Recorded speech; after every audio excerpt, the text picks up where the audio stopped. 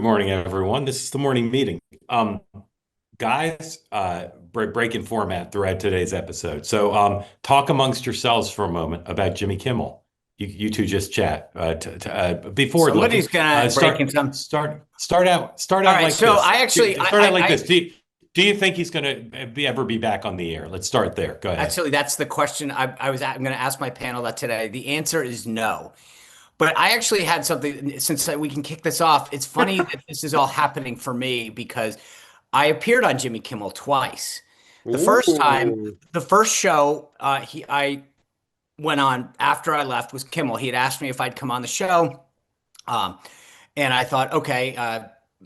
Kind of cleared it all. Everybody thought it was okay, and I thought it went well. And then when we this sounds very Trump-esque, but the ratings were huge. Everybody loved it. Da da da da. And then when I announced that I was putting out my first book, I called Jimmy back and his executive producer, and I said, "All right, you guys had asked about this. Like, you got the first crack."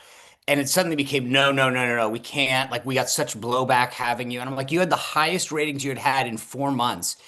And they were so I said, you know what would be funny is if we did some kind of funny, because they had done these skits with a couple other people, and I said, what if we did some kind of funny thing? And the EP said, we cannot be funny with you.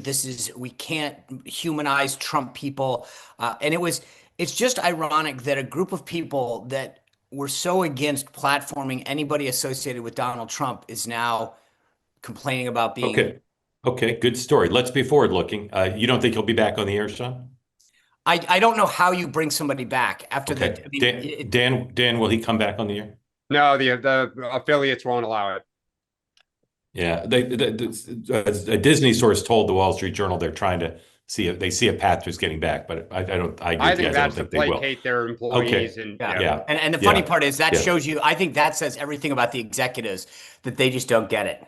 The one issue that the media doesn't get that the right has to grapple with is this difference between free speech and violent speech, right?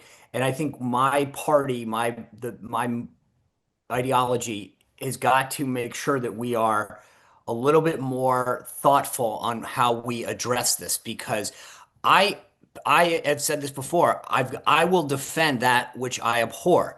That being said, there is a line when it comes to violence, and also that doesn't mean that you shouldn't pay a price. Like again, you have the right to say stuff, but as Ted Cruz said on my show the other day, you have a right to go in and tell your boss he's a jerk. He has a right to fire you then. And that's not breaking the law, but you can't just because you have the right to say something doesn't make it make sense to do it. And I think that's sort of the line that we on the right need to be careful of, that we don't start saying just because we don't like it that we're going to cancel you. And I think that's the difference. As I was saying earlier, and I've said over and over again, most of the issue that I have is that we on the right are not even permitted to exist. We can't go places.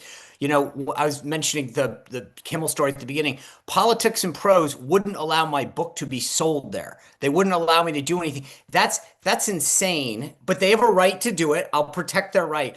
But then don't complain to me, you know, when people boycott them. They have a right to boycott them. And that's the difference, is that where is that line between free speech and our mere existence, the right well, to. and the other thing the Republicans are going to have to worry about is if over the next 18 months there is an example of violence, perhaps that is not convenient for them, they're going to be caught in an awkward space.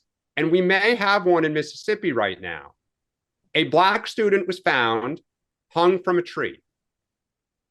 Right? I think it's Mississippi, not Mississippi State, Mississippi Delta. I forget the name of the university.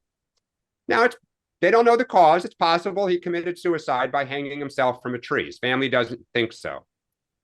The number one domestic terrorist threat to this country for the last decade has been white nationalists.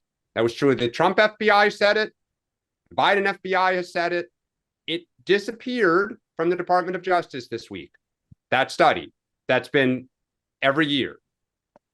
That is not a convenient thing. If that happens, I expect the Trump administration to crack down like holy hell on white nationalists. Want more great clips like that? I've got an idea. Hit the subscribe button, be part of the two-way community, never miss a clip, And you can always watch our full episodes, join them live, go to twoway.tv.